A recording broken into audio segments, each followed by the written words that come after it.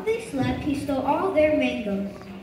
He had prided himself that the lions and the rhinos were sad when they discovered their favorite food has been stolen. The monkeys knew what Anansi was up to and tried to warn him to stop.